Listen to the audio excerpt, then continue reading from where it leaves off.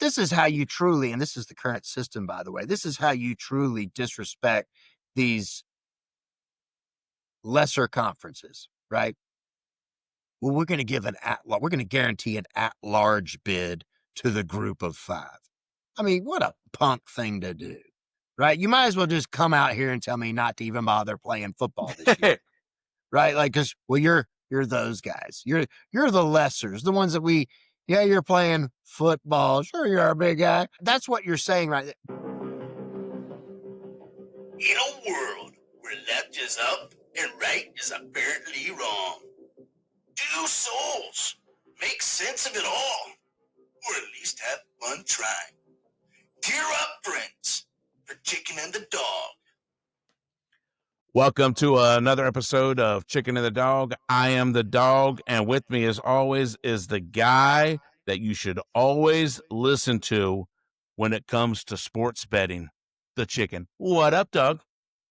How can you have any pudding if you won't eat your meat? We're talking about sports betting again? All right. Look, guys, this is week 0. Week 0. College football is actually this weekend, guys. How exciting is that? It's finally here. There's no SEC teams playing this weekend, but guess what? That's okay. And don't ever do that again, chicken. Look, man, this is really cool. I mean, I'm so excited about this. And so we got a few things. We got quite a few things to talk about, man. A lot of cool happening things happening in college football right now. And let's start with the AP poll. Just got dropped. Last week we had the coaches poll. This week we got the AP poll, and they are a little different, not too much. Number 1 is still Texas. I think both the AP people and the coaches still believe that Arch Manning is the second coming, that he is going to be the guy that's going to lead his team. I don't think some people argue that he's not, but I mean, until he doesn't, he's there, right? Coaches poll had Ohio State at number 2. AP has Penn State at number 2. And I don't agree with that. And let me just tell you why. And I'm sure the chicken has something he would probably like to say about that as well. I'm not saying Penn State's not loaded. This is an SEC show, so we did not go into their roster. But Penn State has a lot of returning people. Drew Aller is coming back as their quarterback. Both of their running backs are back. I mean, they're gonna be sick, right? Okay. But when has James Franklin ever been able to win at all? When's James Franklin been able to win those big games? It hasn't happened. He always drops those games. And so I think James Franklin is the biggest factor in them being number 2. I feel like you made it way too personal for week 0. I don't have a problem with it. They're interchangeable between the coaches poll and the AP at number 2 and number 3. It'll come down to these 2 teams as to who's going to win the Big Ten this year, in my estimation. I understand that Drew Aller is coming back. Will Howard is gone from Ohio State. So, you've got that discrepancy of one quarterback is gone, another quarterback is back. I've not personally been overwhelmed by Drew Aller at starting quarterback for Penn State. We'll see. I mean, he's a game manager. He's a game manager. Is that going to win the Big Ten? I don't think so. And I don't think in today's football, no. Yeah, I don't think in today's college football, no. And I've got an overall comment that I'll save because I think it applies to some other positions here in these 2 polls. But ultimately, they're going to prove it out on the field throughout the course of their 12-game regular season. Yeah. I got to push back. Will Howard is a game manager. Ooh. From the scout. Well, you know what, man? And look, I don't. You just need a stacked roster. The quarterback, I believe, can be it. He can be a game manager if your receivers and offensive line and running backs are loaded. And he has a defense that can back him up too. Of course. And Will Howard had that. And Will Howard, on top of that, and you're the scout, so you can correct me if you think I'm wrong. I think Will Howard has more arm talent than Drew Aller has. Possibly. I Definitely think he's got a comparable. stronger arm. I think he's more accurate downfield. Now, Penn State fans might come out of the woodwork and tell me just how overwhelmingly wrong they believe I am. Whatever, get in line. I just think that Will Howard showed it. Will Howard took home a championship.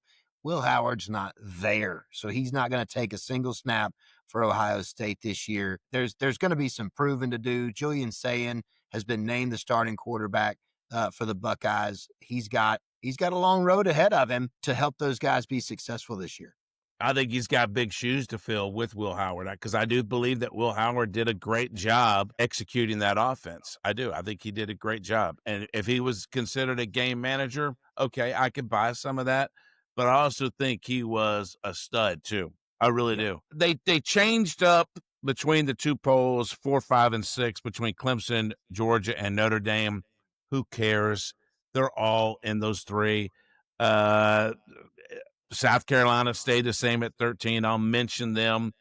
Ole Miss took a drop from 15 down to 21. But here's the team, and I'm sure the chicken wants to really dive into this one, is Tennessee on the coaches poll was ranked 18. They are ranked 24 in the AP poll. And, I don't think they should be ranked at all. Let's just start off, if we could, with the team that Nico left, or what's left of the team after Nico left. It's a dumpster fire. We've said that all off season long. I don't think that there's going to be a whole lot of things to clap about this year for the Volunteers. I think it's going to largely be an uphill battle. Do you want to go ahead and reveal who they've named as their starting quarterback? Absolutely. I was just thinking that too. Yeah. So Tennessee came out, I think it was today, and announced QB1 as Aguiar. So, wow. I mean, that's good. I mean, I know there's a lot of people looking at that true freshman or something that's coming in because he's a big old boy. But no, they went with the transfer season pro, right? They're going with Joey Aguiar. Is he or isn't he somehow affiliated with Christina Aguilera? Who knows? On top of that, who cares? Let's just look at his stats real quick from the Sun Belt. I mean, the kid can throw it a mile. I mean, 3,700 yards in 2023 with 33 touchdowns and 10 picks at App State. Last year, 3,003 yards, 23 touchdowns to 14 picks at App State. Again, all of this in the Sun Belt Conference. A lot of yards, but it's the Sun Belt. Okay. The belt. Now, in the offseason, he's going to make the big leap from the belt to the Big Ten by transferring to UCLA. But hang on, Nico had plans. Not only does Nico torch Knoxville, but he torches Joey's efforts to become something big at a Big Ten school with little to no expectations of UCLA, right? So that's where Joey's transferring. Nico's coming. Joey says, you know what, I'm out. So listen, I've never taken a snap as a D1 quarterback, but in my estimation, you're a quitter, bro. Nico's coming in, so you're not even unpacked all your underwear yet, and you're like, forget this. So you start throwing it back in the bag. And where did this guy come from? Knoxville. Okay, I think Tennessee Orange would probably look good on me, right? So now Joey's transferred into Knoxville, and he's going to be your savior? I don't think so, buddy. Not unless you got some of the same magic as Christina.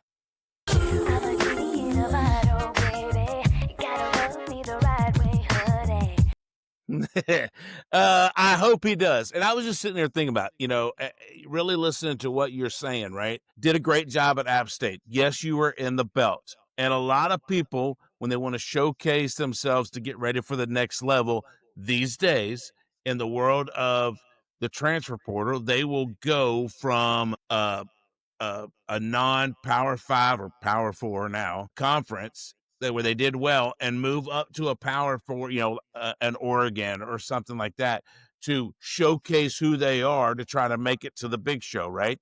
And that's what this guy was doing, man. He was going to UCLA to go to the next level, to help him get to the next level. Big Ten Because school. That's right. because we're an SEC-centric podcast, we're always going to pull for the SEC. I hope Nico is a flop at UCLA and old Joey Aguilar, Aguilera, whatever. I'm Genie sure in a we're going bottle. to Genie in a bottle. I hope he lights it up at Tennessee. I don't have much hope, but I hope he does.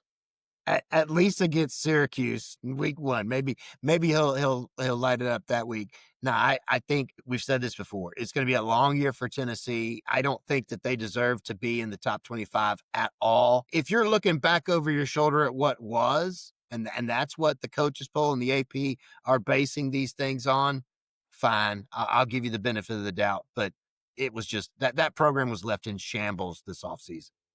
Yeah. So look, man, that brings us up to talk about this segment's Dog Bark, brought to you by Chicken and the Dog. And the first comment, I've got 3 I want to talk about. I love, if you listen to the last episode, you'll notice that we have a new favorite person that has been now part of the show, and we like to refer to him as Bob. Oh, Bob's back? Well, Bob's not back, No. but it was a comment on the Bob segment. So when we were talking about the Texas, Virginia Tech Hokie Bob, and I said, and I asked you the question, do you not like the Inner Sandman? This guy named Crypt. Ooh. Yeah. Okay. As in Blood's End, or just like, where are we going here? Like it's KRYPT. Crypt. All he did, there was no words. I don't even think he needed to put any words because we mentioned Metallica and Enter Sandman. He just put an emoji of a skull. I like That's it. right. I I like do it. too. Go Crypt. Yeah, go Crypt. And then we, on our little segment, we were talking about Jimbo Fisher maybe wanting to come back to college football. We had someone called from his handle was Busted Knee Sports. I think he had a great comment. I mean, I really like this comment. He said, someone like Jimbo will probably always miss coaching if he's not in it. And I That's agree with true. that. I agree with that 100%. I think when you taste that coaching, that competitive, it's almost like a rabid dog, man. Like that a dog tastes that first blood, man. He wants it all the time.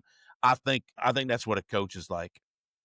I think to get to the level that Jimbo got to, and most of the coaches that we're going to talk about on this show, those coaches have gotten to, it just becomes a part of who you are. Like, how do you wake up tomorrow morning not as a head coach? One day Kirby is going to do the same thing that Saban did, and Beamer is going to do the same thing that his dad did, and so on and so forth. And how do you wake up that first day or that first full season not riding the captain's chair? Totally Yeah. agree. And for people that are breaking into sports, like it is a complete lifestyle change. When you get your first job, you're locked in. There is no 40 hours a week in sports. And so it's very easy to conform your identity into strictly, I'm a head coach. And not only that, man, think about this. Jimbo Fisher got to taste what a national championship tastes like. Yeah. So, I mean, that's a big thing, man. I think that once you get that, I don't think you've have it in your mind that you arrived. I think you want another one. You want another one. You want another one. Nick Saban, when he retired, before he retired, he didn't say, I'm good with 7. No, he wanted another one. Right. They always want another one. So I thought that was a great comment from Busted Knee Sports, man. Y'all keep those comments coming. I got one more when we were talking about A&M. Elko, is he going to have a upseat? Is this season going to be his second year slump, his sophomore slump, or is he going to do well? And this guy by the name of Family Divided. Now, in the Southeast, we like to call that House Divided. He's got a symbol of the Longhorns and the Aggies, which I get that. I mean, we got a lot of that stuff. the chicken, he is house divided. He is, of course, his Carolina, but his wife pulls for the Clemson Tigers. But anyway, he came back and says, I don't see it being a down year. I think he meant year. I got our floor being 9-4. He thinks they're going to be he thinks the Aggies are going to be 9-4. Yeah, maybe. The Aggies are one of those teams this year that honestly could go a lot of different directions. I don't think that they're going to have a true slump where they fall back and lose 3 more games than they did last year and really suffer in a sophomore slump situation with a coach. I think that what's going to happen is what would be considered a down year is on par with. So if you maybe drop a game or you hold steady to what you did last year, maybe that could be considered a down year because you don't see active growth. But really, a lot of these schools in the SEC that we talked about during the recap shows, you and I have made the comment both on and off the program of, I mean, they might lose a game or two, but I don't see it necessarily. It doesn't jump off the page on the schedule. And A&M falls into that same category. They might go undefeated for all we know. They've got a great program that Elko's building over there. I think it's going to be fantastic. Are they going to win the championship this year? Probably not, dude. But if you want to slap your money on 9-4, you have my blessing. And shout out Family Divided because this is a return commenter. He commented on a couple of our posts a couple weeks back. So just thanks for the comments. And I know he doesn't agree with us on everything. I'll tell you that, but hey, that's okay. That's totally fine. We're here to make conversation engage, right? That's right. Keep up the yell practice because you're getting close. Yes. Hey, thanks. Seriously, thank you for all of our repeat listeners, our repeat commenters. I almost didn't say that correctly. Shocker. Look, man, the next thing we want to talk about, because I mean, like I said, week 0, man, we got games happening. People are naming starters. And so injuries are happening. So there's a lot to talk about. And right now, Alabama came out and said that there's one of their running backs, Jam Miller. He has an upper body injury. No one's talking about it. He just said that he had upper body injury Saturday scrimmage, and it looks like, and he had a procedure, so it looks like he's definitely out for their opener against Florida State. I don't think that matters for 2 reasons. One, that I think they've got plenty of depth, but 2, and most importantly, I think, is this: it's Florida State. Yeah, I saw the other comments that DJ Ukulele's dad said about Florida State and basically trying to throw them under the bus, throw Mike Norvell under the bus for what a terrible year that DJ had there as a Seminole. And I mean, listen, I'm a father. I would do anything that I could for my kids, and I will tip my hat to DJ's dad. But sometimes, bro, you got to realize even your kid's shortcomings, and he was not equipped to lead that team. He wasn't equipped to lead Oregon State to greatness, and he wasn't equipped to take over at Clemson. He got 3 tries. 3 tries, Dad. You're out. It didn't work. Didn't work. That's baseball. But the rule holds true. Yeah, that's for sure. I mean, look, man, we got nothing against DJ Ukulele. By any means, never met the young man. I've heard, I think even Dabo said really great things about him. He's a good young man. There's no doubt about that. But at some point, as a dad, I do believe that you are obligated to tell the truth. Yeah, I mean, just to steer him in the right direction and say, listen, you might work on Sundays, but it's not going to be taking snaps. Yeah. Now, maybe DJ's one of those guys that's got a brilliant future ahead of him as a coach, right? Like maybe he's got that personality. He certainly has the knowledge, right? Oh, yeah. So maybe you can work on Sundays that way. I don't know, but it ain't going to be starting quarterback in the NFL. No, it is not. Now, I know that we're not an NFL show, so I don't want to go too far down this rabbit hole, but I do want to just say this because he's my guy. I love him. He won us 2 national championships, but Stet the Jet, old grandpa, is doing pretty good in preseason for the Rams, and I think he's solidifying himself as the true number 2 behind Matthew Stafford.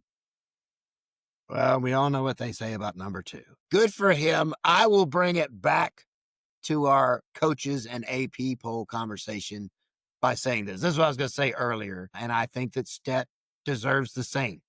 Who cares? As we look at this, because we were talking about Clemson earlier, and Alabama is at number 8, LSU's at number 9. LSU and Clemson are going to play each other in week 1.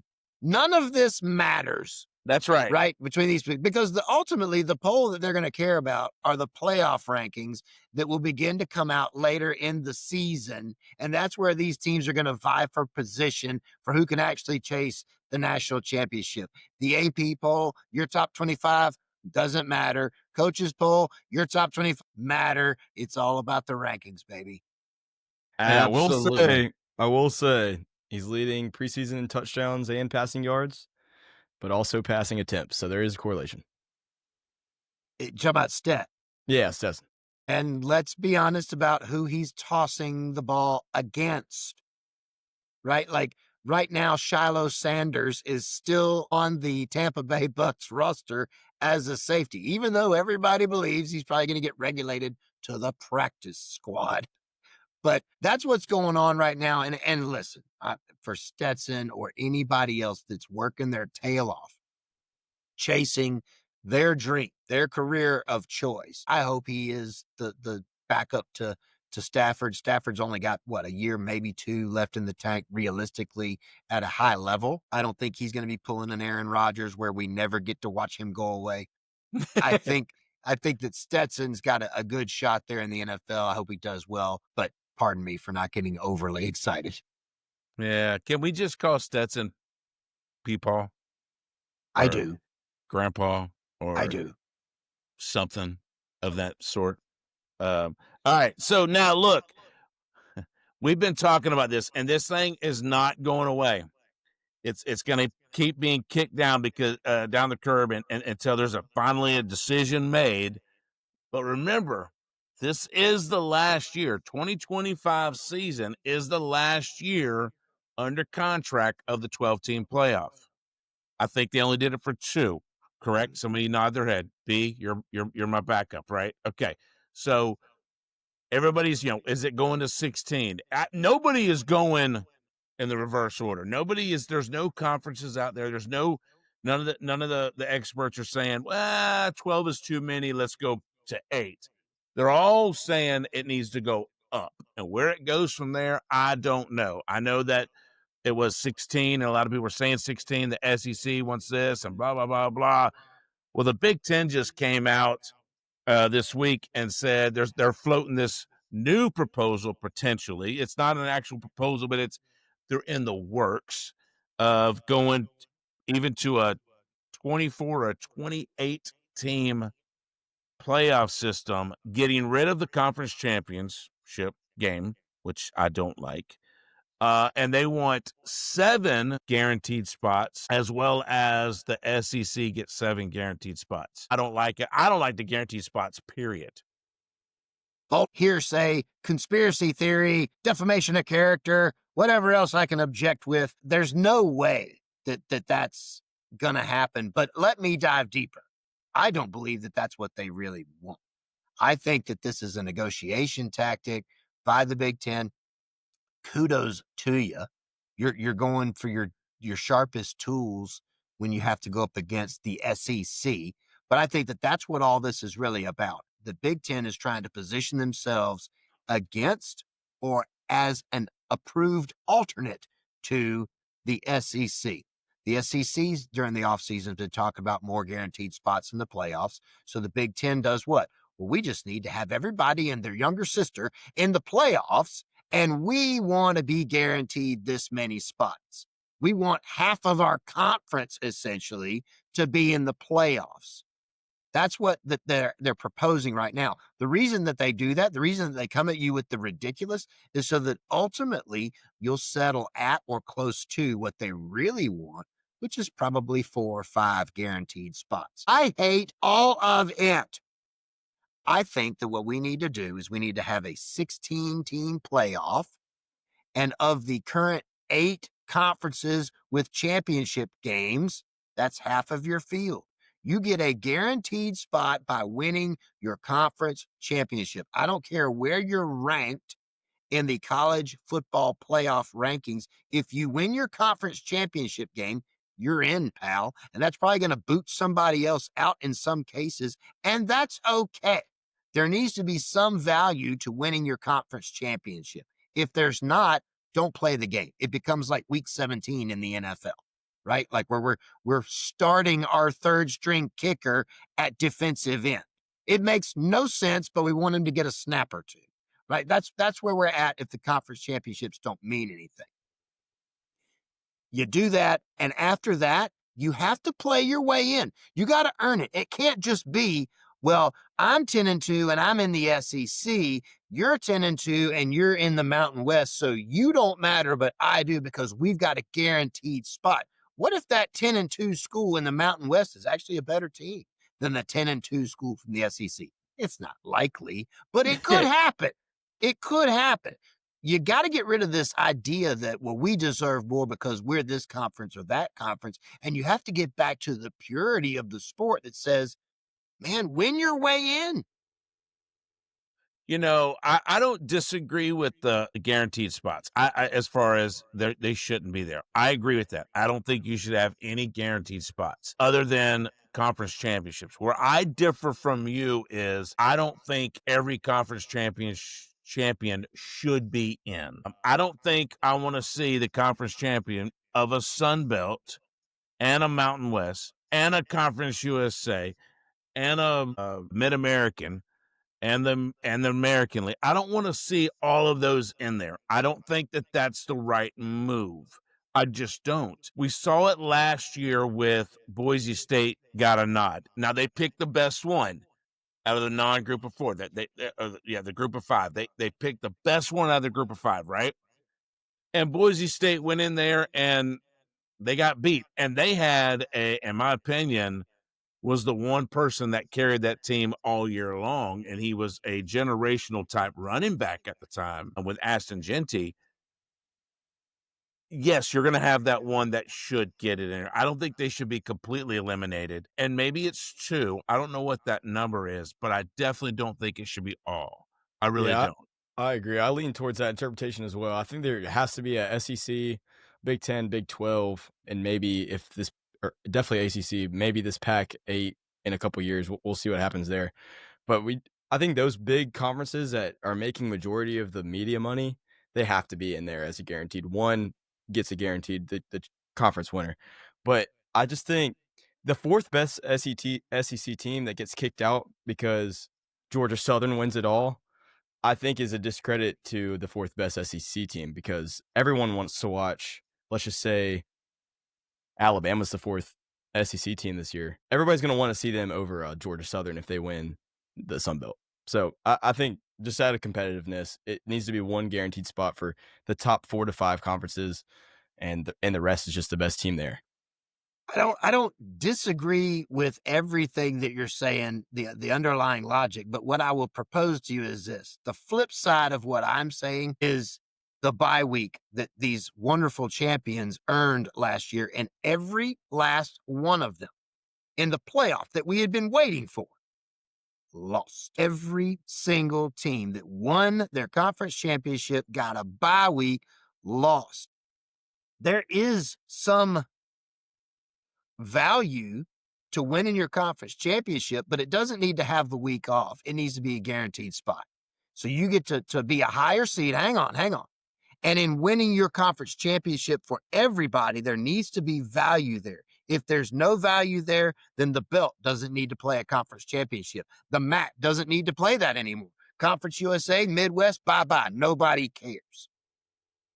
Yeah, I mean, I'm with you somewhat on that. I really am. And you're right. The bye week all 4 teams that took a bye week on the last playoff lost. Is that a fluke, or is that a rhythm problem?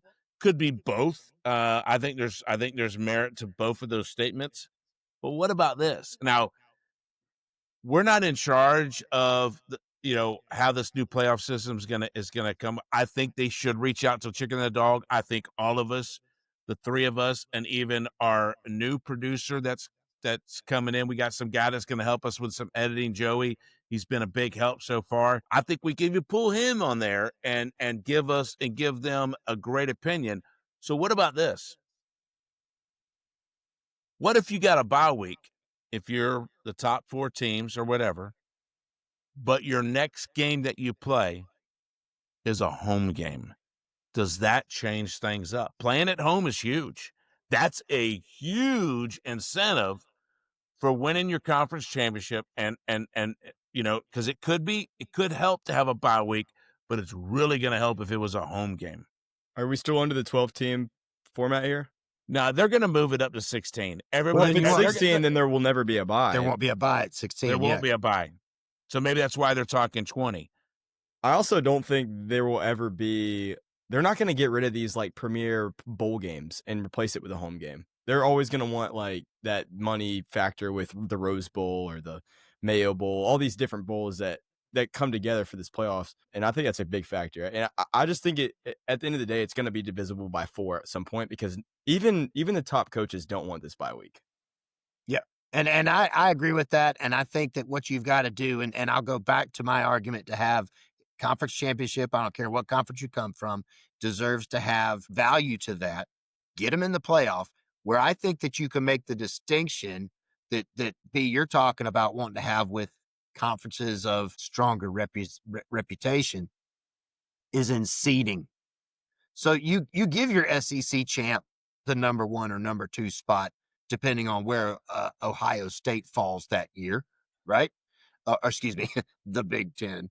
But you have it balance out in the seeding, and then those top schools are going to play the bottom. So the number 1 school is going to play the number 16, number 2 against number 15, and so on and so forth. And then the Sun Belt, let's just land there, right? Number 8, well, they're going to play your number 9 seed, which is likely your number 2 school out of the SEC, right? So it will auto-correct itself in the seeding, even if you still do what I'm proposing, which is if you win your conference championship, you're in, pal. But you can stack those lower seeds however it best would filter out. Now, do you go 16? Do you go 32? I don't know, right? Let them hash that out. You've only got so many weeks to make this happen, right? But between the end of regular season, conference championship games, and when everybody start paying attention to basketball, you've only got so much time to make this playoff happen. Yeah, I don't see how it works above 16. Yeah, I agree. Currently, I don't see how you do it. Well, keep in mind, right now, there is 9 conferences that have a conference championship. There's 9. And if you give those 9 teams an automatic bid at 16, that leaves 7 open spots. That's it. And so I think a lot of that is going to, but here's another factor that we're not talking about that's going to play into 9 conferences with a championship. That's today.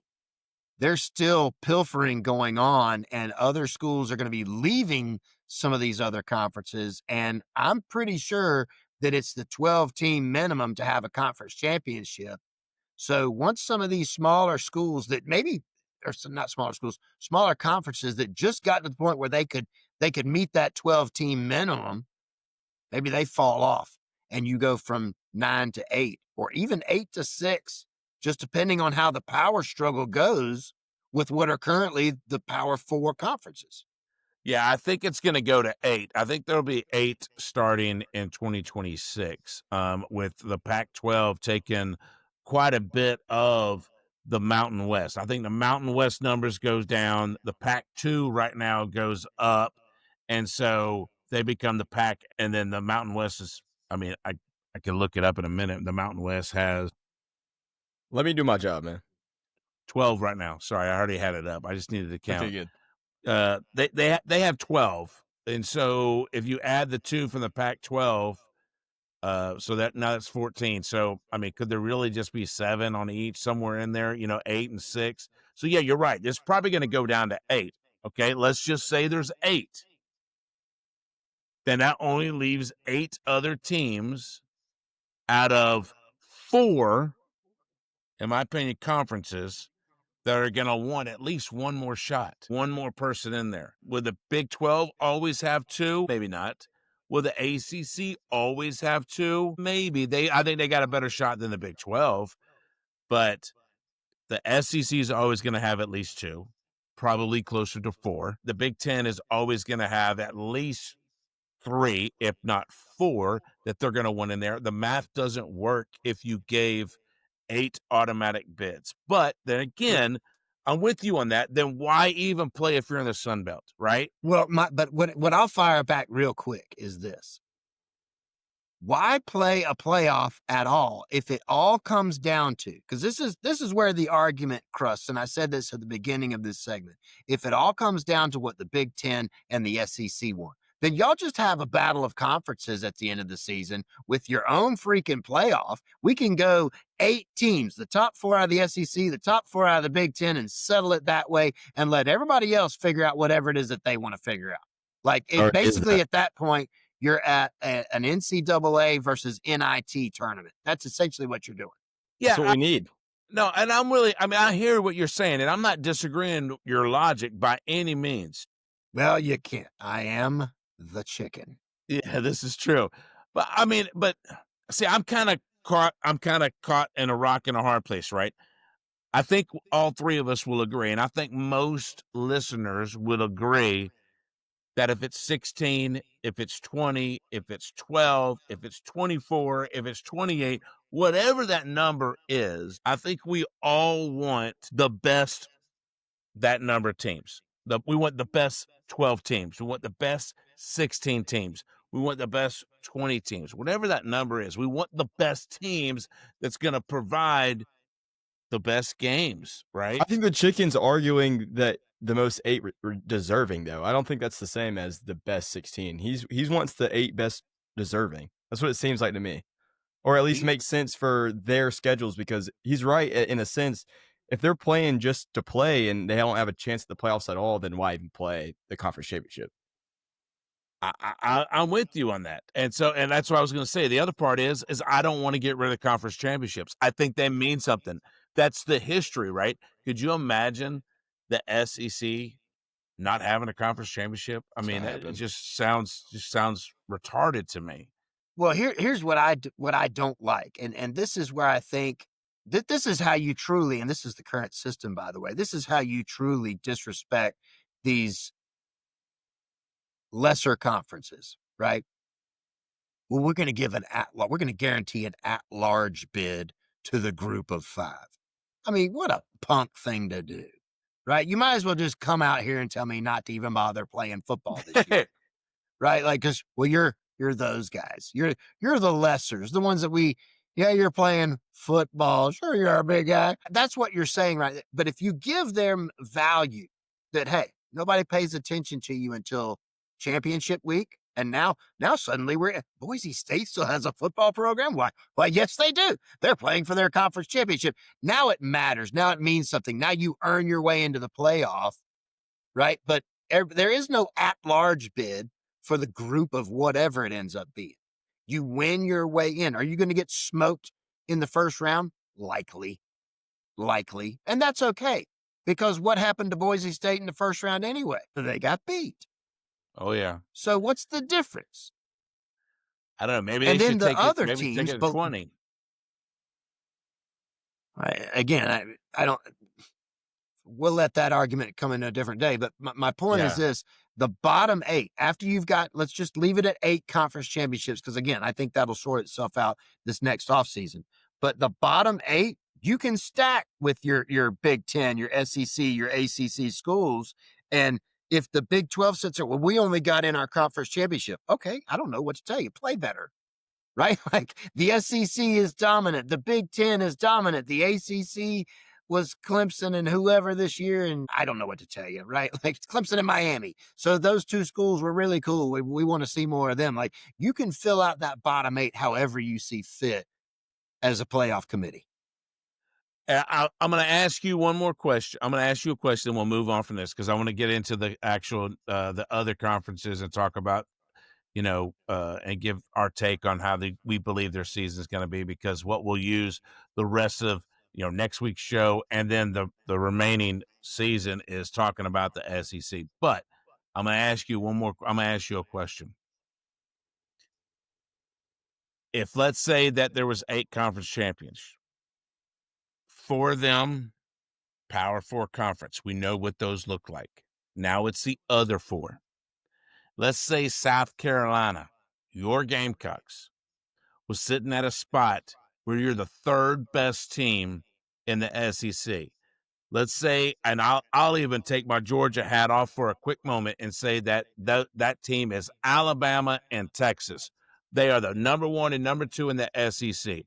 Carolina is the 3rd best team in the SEC. Okay? And could beat any of those other non-Power 4 conference champions, the Boise States, the whatever, the Tulane, the Georgia Southerns of the world. No doubt that South Carolina was a better team than them. Is that right? Yes. I'm going to say no.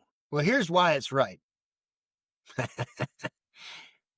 Number 1, because that's the nature of sport. If you know the rules and the standards and the boundaries going into the game and you agree to play it that way, then that's the nature of the game. That's the nature of sport. Let me go backwards in time to a Saturday in September of 2024, where LSU came to Columbia, South Carolina to take on the Gamecocks. That day, my friend, I don't care who you are. I don't care if you're the most rabid LSU fan ever to walk the planet. That day, South Carolina was the better team on the field. But the scoreboard reflected differently. Calls were made. Injuries happened. Passes were thrown. Passes were intercepted. Touchdowns were called back. We all entered into that contest knowing the rules, knowing all the things that come into play in that contest, and LSU left with the win. It doesn't matter that you can make all of these, well, but if and that, and we got screwed here, blah, blah, blah, whatever. No, LSU won that game. Nothing changes that. Same thing here.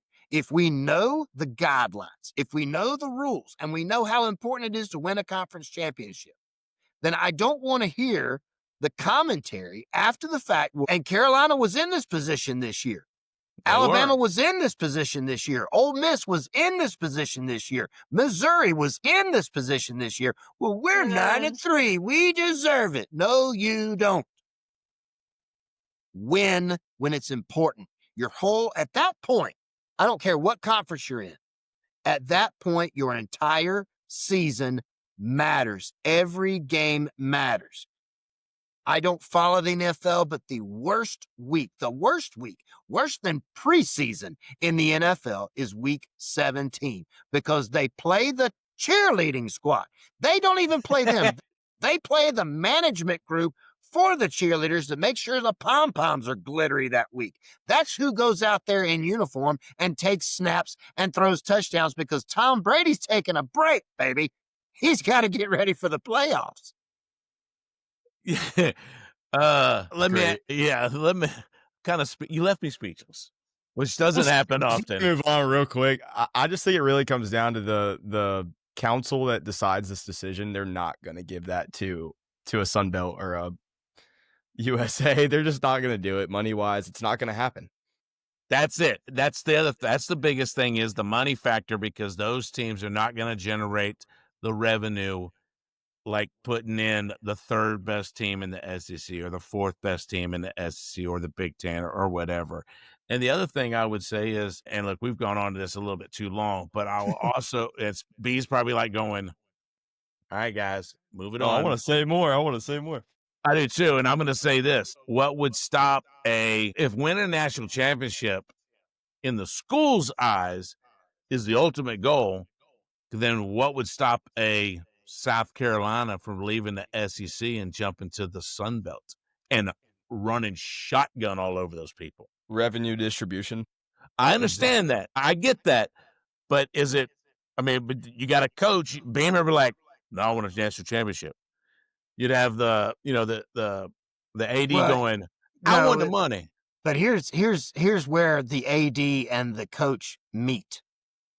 The AD, I want that money, and the coach, yeah, we need that money because that's how we get these guys to come in That's here. true. So That's to jump true. ship and go to a weaker conference means, like B said, much lower revenue share, much lower NIL money to distribute. Good luck. That's Look, true. I think the easiest solution is those top 4 conferences get an easy bye, and we and the council will love this. 2 different tournaments, NIT and NCAA March Madness. I think you just adopt that and do a 8-team NIT or a 16-team NIT, and then you have a top of the line. Because the Georgia Southern players aren't sitting there week 1 thinking they're going to win the championship. But they don't. But here's the problem, and I'll say this as a fan of a school that won 2 back-to-back NIT basketball championships. No one cares. No one sits there and says, you remember that year that those 2 years that Carolina won the NIT? No. I know it happened, but I couldn't tell you what years it was because nobody cares because they didn't win the NCAA. I hear you, and I can't disagree with that because you're always going to win that. Oh yeah, I won the national championship, but it was this. Our buddy Gooch. There's an asterisk. Our buddy Gooch is a massive, very talented golfer, right? Oh yeah. You know who wins the majors. Nobody knows or cares who won on the Home Depot tour this weekend. No one's going to care when Oregon plays Georgia Southern in the playoff. And that's kind of my point. Yeah, it's Oregon and Georgia Southern will both care. Oregon's going to love it. I know that. Hang on. Here's this. I understand what you're saying. But as a football fan, and I know that I'm going past the dollars and everything, and I'm going to the purity of it, what we all loved originally. I'm not an Oregon guy. I don't care about Georgia Southern. But if those two happen to meet in a playoff, I would be one of the biggest Georgia Southern fans that you could find that weekend, right? If Clemson were playing, I don't know, Akron, I'm pulling for the Zips, baby.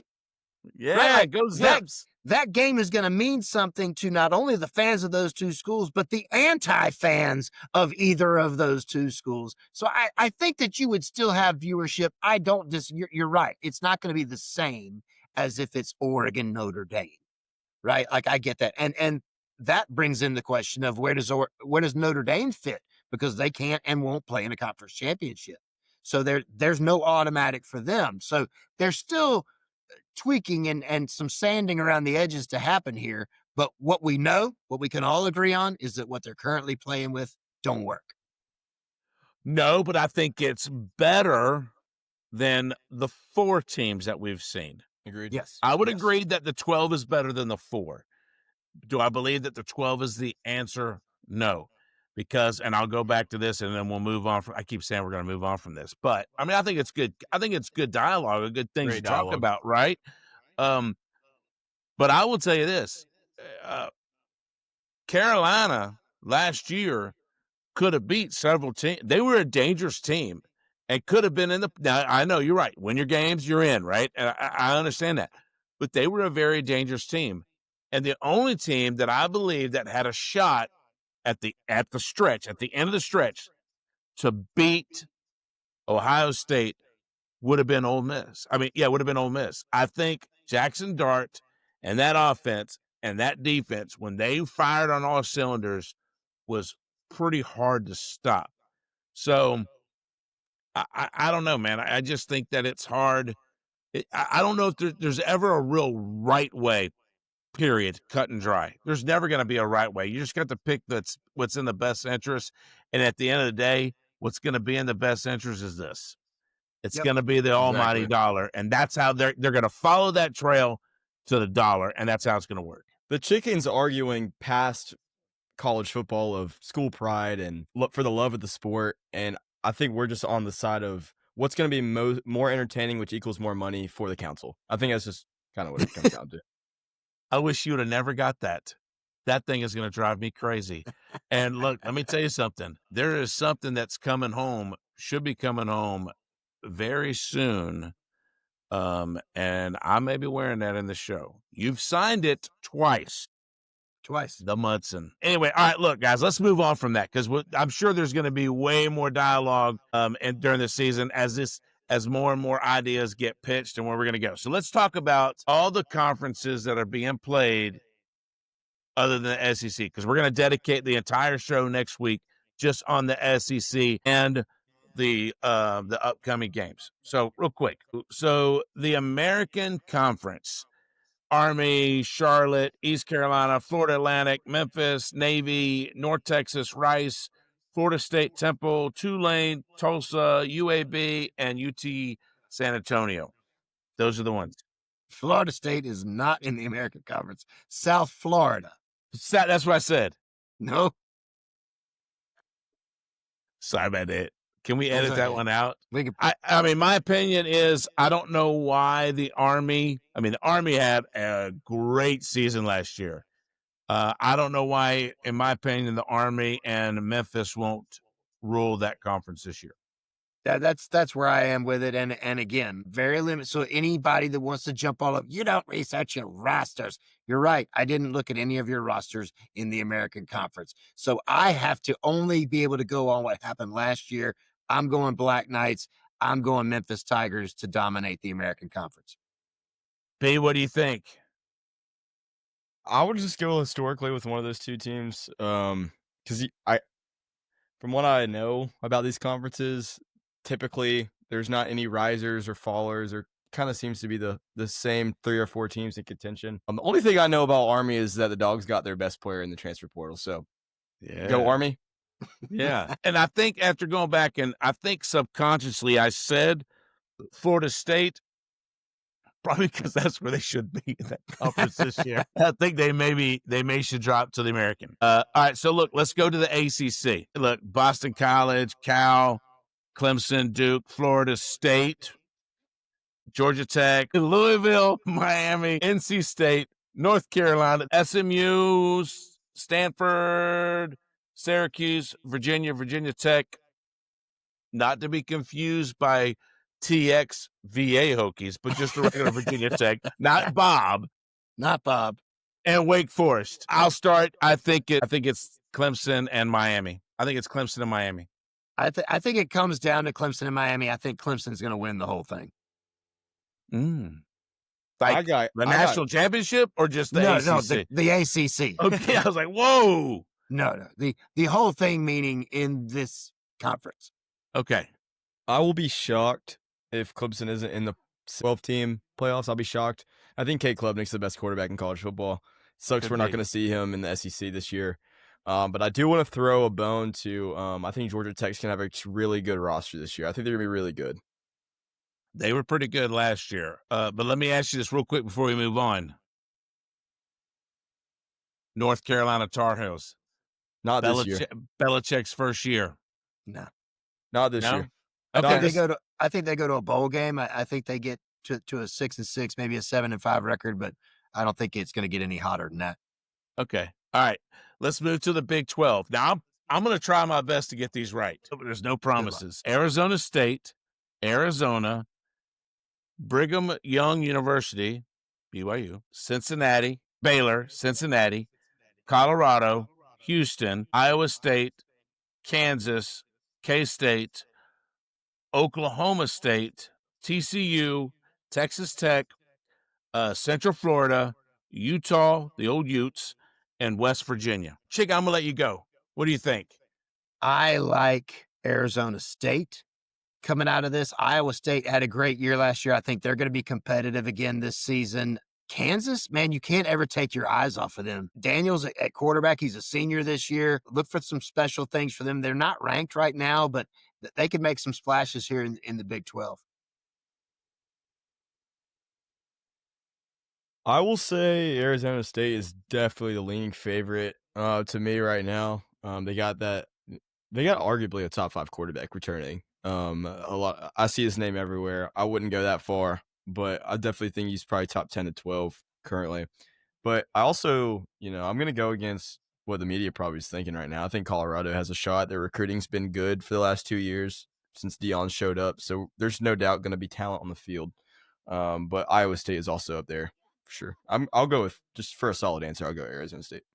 I'm not going to go Arizona State. I think they were good. I really believe they were a good team last year.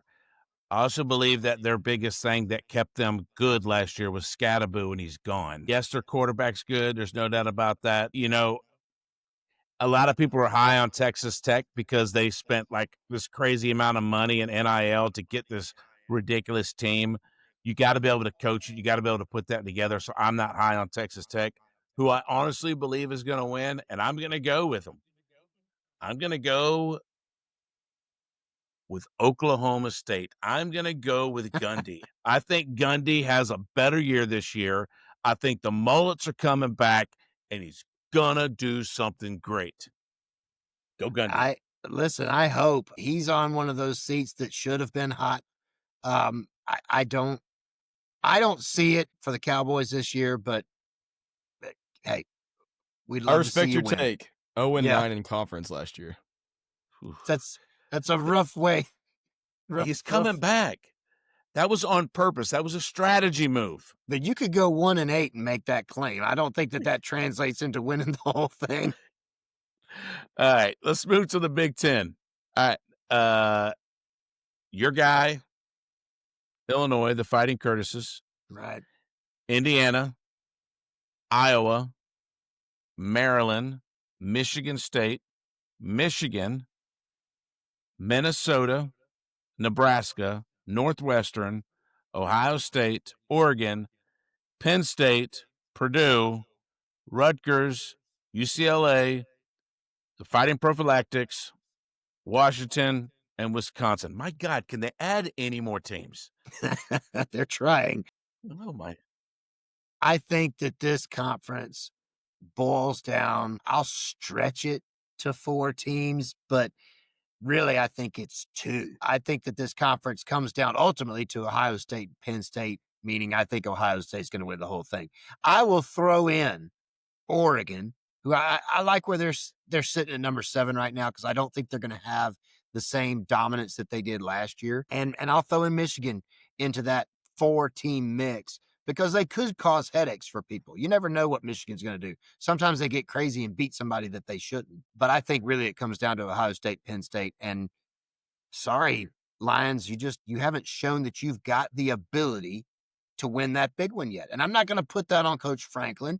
It's been that way before he got there. Yes, they've got a championship, but for a while now, it's been, you don't have whatever that thing is, that championship drive to push Ohio State out of the way. And I think that holds true again this year.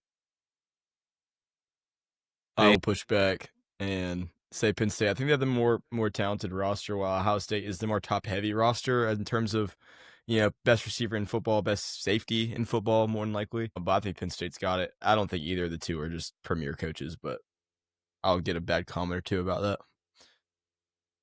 Yeah, I mean, my thoughts on Ryan Day, I'm not going to hide it at all. I don't think Ryan Day is a great coach. I think he's a good coach. I'm going to go with the chicken, man. I think it comes down to 2 teams. It's Ohio State or it's Penn State. One of the two is going to do it. I hope it's Penn State. I would love to see Franklin get him a conference championship. But before we go in there, because I didn't mention it yet, I forgot. I don't think it's Michigan. I think this thing that Michigan got slammed with these, and I think it's, and B, you could talk about it more, especially with your background and what you're studying. But I didn't like how they brought this down. I think it should have been different. But I mean, they can't make the money that they wanted to, but yet they're still available to play in the playoffs and stuff like that. So, yeah, but I think that still messes with Michigan's season, though. Yeah, so for the audience that might be confused, of course, Michigan has cheated. The verdict is out. They cheated in some way or fashion. Was it something to do with the sign calling? Correct me if I'm wrong. Stealing signs, yeah. Stealing Yeah. signs, yeah. So I've seen a lot of banter online. I think every team does it to an extent, but if this is the case and they won a championship off of it, I think it has to affect them long term. So if we're only going to punish them in this minor punishment like that's been displayed so far, I don't see the point. I think it should affect their recruiting, and I'm not just saying this because they won that year. It should damage the school long term, and right now I don't think that's what's going to happen. It looks like they're just going to be, what is it, no money from playoff games? Is it, Yeah, I think that's what it is. But here's my thought on the whole thing. Historically, whether it was recruiting violations or this issue that we're talking about with stealing signs, we always go back and punish the school, which punishes the players on that roster. We don't ever go back and actually hold the people accountable that did these things. So, and I forget what the clown's name was that was going undercover with bad disguises to steal the signs at Central Michigan. But we all know that Jim Harbaugh was leading the show at the time. Nobody's coming back and saying, all right, we're fining Jim Harbaugh for what he did in directing this sad show. No, what we're going to do is we're going to penalize Michigan, penalizing the Michigan fans, penalizing the Michigan players. That it wasn't their idea to go out and do this stuff. It was the head coach. And I don't care what everybody says. He's got plausible deniability. They've got layers of insulation to protect him from this. But we all know that the buck stops with the head guy, right? Harry Truman said that about his role as president of this great country of ours. It ultimately lands on me. And that ultimately lands on Jim Harbaugh. You want to punish somebody, you go after him. But no. He gets to go away to the NFL with another fat contract there, coaching up those guys, and walks away scot-free. But Michigan, the Wolverines, pay the price. Yeah, ironically, he's made no comments about this. Shocker. what do? Do you ban them from coming back to the NCAA for 5 years, or 5 years after this contract's up? Like, what do you guys suggest? I think that, and there's no way that I know of. I'm no attorney, but there's no way to do it that I'm aware of. But I think you've got to be able to penalize him. There has to be financial repercussions against a coach that would do this, not just, well, I'll run off to the NFL. Once a coach like that runs off the NFL, and when I say a coach like that, Nick Saban went to the NFL, came back, right? So Steve Spurrier went to the NFL, came back. Jim Harbaugh, he's not coming back. The NFL is where he wants to be. He's like right? Pete Carroll. Pete So Carroll's not coming back. To put a ban on him coming back, I mean, make it 50 years, make it 100 years. He ain't worried about that. There's got to be some kind of teeth that hurts you, whether you are a guy that would go to the NFL and come back or whether you are not. Money, checkbook, that hits them all. The only way they could do that, though, is if Michigan is still paying him, because they're not going to just knock on his door and ask for some money. He'd have to be forced into this. He had no other option, right? Well, you'd have to have some type of a civil proceeding, right? So the NCAA or Michigan, whoever, would have to present a civil case against Jim Harbaugh, and of course at that point you're going to have however much evidence, right, to find him in fault, and then have a judge say, all right, well, you owe this much. Yeah. Or you're going to have to start putting stuff like that in on the front end. If a coach can sit there and say, well, if you want to fire me because I'm terrible after 3 years, you still owe me this much money. If I'm terrible at my job and somebody fires me, I don't get a parting gift. I get shown the door, right? So you're going to have to start having stuff like that worked in the contract from a school like Michigan that says, listen, if you get us in trouble with any kind of violations, there is no buyout clause. And by the way, you owe us whatever percentage of your contract. I agree with that. I definitely agree that they need to do something like that. But look, let's keep going, man. We're in this thing pretty long. Conference USA, Delaware, Florida International, Jacksonville State, Kennesaw State, Liberty, Louisiana Tech, Middle Tennessee, Missouri State, New Mexico State, Sam Houston, UTEP, and Western Kentucky. I'm going to go Liberty. Yeah, I like Liberty. Is Rich Rod still at Jacksonville State? Because he's done some pretty special things with that program in the last couple of years. I'm not sure either, but I think Liberty is a team to watch. I like Western Kentucky. They've had some good years here and there. They like to throw the football around the field. Louisiana Tech is never a team to sleep on. They play a lot of non-conference games that can surprise some people, but I think ultimately it comes down to Liberty. Give me Jacksonville. Jackson State. I'm sorry. Give me Jackson State. I think they're going to take it this year. Like you said, I do think they're building something past the Dion era. So we'll see how that goes. Yeah. All right, look, Mid-American, Akron, Ball State, Bowling Green, Buffalo, Central Michigan, Eastern Michigan, Kent State, Massachusetts, Miami of Ohio, Northern Illinois, Ohio, Toledo, and Western Michigan. Ball State. I'm going to go Buffalo. Ooh. I'm going to go Buffalo. I like what their head coach, and it's not just because he's a former Gamecock, but I like what their head coach is doing up there. He's building something special. They had a great year last year, and I look for the Buffalo Bulls to continue their rise. Yeah, I'm going to go Buffalo as well. I would go Bowling Green if they didn't lose arguably their best player in organization history. All right. We only got a couple more. Mountain West. Air Force, Boise State, Colorado State, Fresno State, Hawaii, Nevada, New Mexico, San Diego State, San Jose State, UNLV, Utah State, and Wyoming. I'm going to go, I think Boise State, they're currently ranked. I don't think that holds true. I think Ashton Genty being gone. I'm going to go with the Air Force because those are my people. I think Boise State continues their dominance in this conference. Really? I do.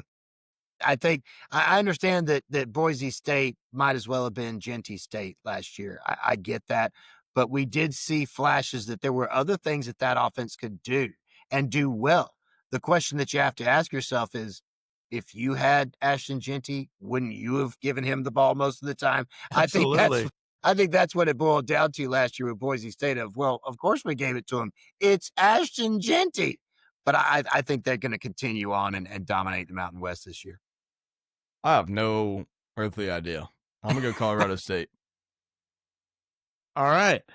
The next one is Pac-2, formerly known as the Pac-12. Look, man, there's only two teams to pick from, so you got a 50-50 shot at this. So you're telling me there's a chance? Yeah! So Yes. we've said this before about games. Somebody has to win. Yeah. It's only the two of you. I love, by the way, how the mothership refers to them still as the Pac-12. Someone over there needs to learn how to count. There are two schools in this conference. I think it's going to come down to Washington State winning an almost championship because you beat the one other guy at the table, did you really win anything? Yeah, I'll go Washington State too.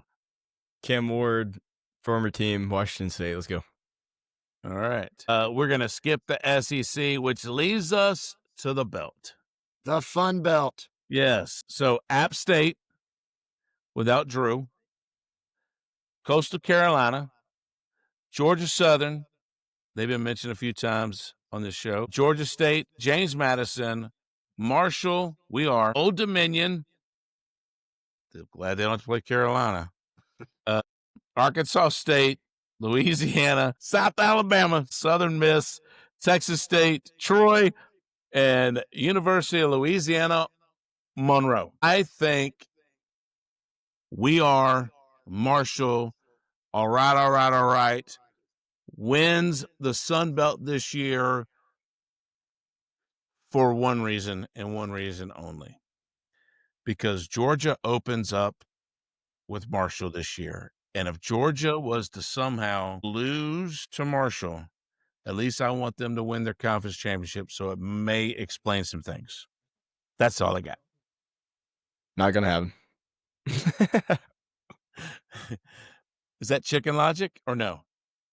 I'm going to tell you that Coastal is going to win this conference. Coastal's been stacking up as good as any Sun Belt team can do in the transfer portal this offseason. They've been loading up that roster. I think that they're getting a lot of attention by what they were able to accomplish in the College World Series this past summer. And that brings a lot of attention to a school, right? People want to be around a championship atmosphere. I think Coastal Carolina is going to win the belt. You Go agree, Sean. B? I like that take, Dirty Myrtle, whatever. But I'd like to say this is real tough because I don't know much of these schools either, but it's not gonna be the Chanticleers, how do you say it? The Chanticleers. Chanticleers. My fault. I'll go Marshall. I think they're probably the best team out of this slate. There's a lot of teams that we don't even want to talk about here, but Marshall App State is probably where I'll go. Dub's gonna love you for that, even though you don't know who Dub is. Shout out Dub. Yeah. So look, man, I don't think. We talked about who we thought was going to win the conferences. Now, my guys, we get to actually talk about games. And there's only a few games that's happening in week 0. We're going to talk about all 5 really quick. We'll go through them. But we actually get to predict who wins these games, and then we'll get to go back on next week's show and actually talk about if we were right or wrong. So the first game, which, look, man, it's 2 top 25 teams going at it. 2 Big 12 teams. Iowa State plays Kansas State in Dublin, Ireland, and why? But anyway, these guys are going to get jet lag. Hopefully they're off for the true week 1. I've got K-State winning this game. I like Iowa State in this one. Again, I think that they had a really special year last year. I think that their coach has got something special happening in that program. I think the Cyclones win. Yeah, we're in McGregor country, right? I'm going to go Iowa State here for sure. I'm not a big believer in Kansas State. I'm going to go Iowa State. All right. Cyclones? Isn't that what they are? Cyclones. Yeah, yes. Cyclones. Yeah, it's Josh Pate. Shout out. Yeah, we're going Cyclones. Yep. All right. Idaho State or UNLV? I'm going to go, does it matter? UNLV. Roll the dice, baby. Give me Las Vegas. Keep it going. I don't need to speak. The only thing I'm going to say about this is I'm going to say UNLV too. But our first ever Gooch winner was from UNLV last year. That's true. Rookie White. I can't remember his name, but he was a Gooch winner. Was he He was a receiver? quarterback. He was a a quarterback. Yeah, he was a Okay. quarterback. Okay. The next game is Fresno State takes on Kansas. At Kansas, I have Kansas winning this game big. Rock, shock, Jayhawk. Yeah. I'm not going to rhyme, but I'm going Jayhawks. All right. Sam Houston and Western Kentucky. I will go with Western Kentucky. Yeah, I've got the Hilltoppers in this one. Same here.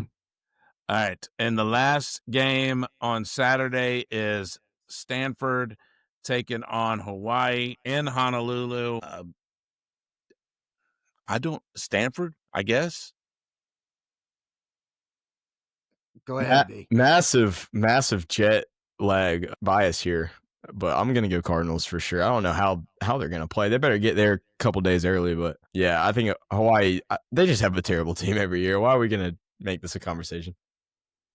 I am going to go the other way. Of course. And here's why.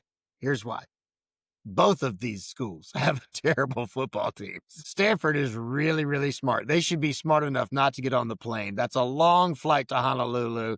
The Warriors have nowhere to go but down the hall. They're going to be okay. I'm not saying that they're going to have a great year, but they're going to win this one. Okay. By the way, you missed a word. You missed Rainbow. They are the Rainbow Warriors. If they beat Stanford, they can call themselves whatever they want. Yeah, they're the Rainbow champions. Most likely, they'll just call themselves winners on that Saturday. They're either going to be winners or losers, one of the two. By the time we know we will all be asleep. This is at 7:30. I take that back. This is 7:30 our time, not their time. Yeah, Ooh, you'll that'd be be a awake. long one. Yeah, I'll be Yeah. awake for that one. But They're eating anyway, breakfast and getting on the field. Right. yeah, They might get spam on the field before breakfast. maybe. But look, man, I mean, we got college football playing this weekend. How exciting is that? There's no doubt about that. Look, man, love us, like us, subscribe to us. B, you got anything else? This is number 70, episode number 70. Shout out everybody. Yeah, that's great. Comment, subscribe, do all those things. We'd love to engage with y'all. So I'll be replying to those as quickly as we can. Absolutely. Chicken, you got anything? I'm all crowed out. All right, guys. Love you. Deuces.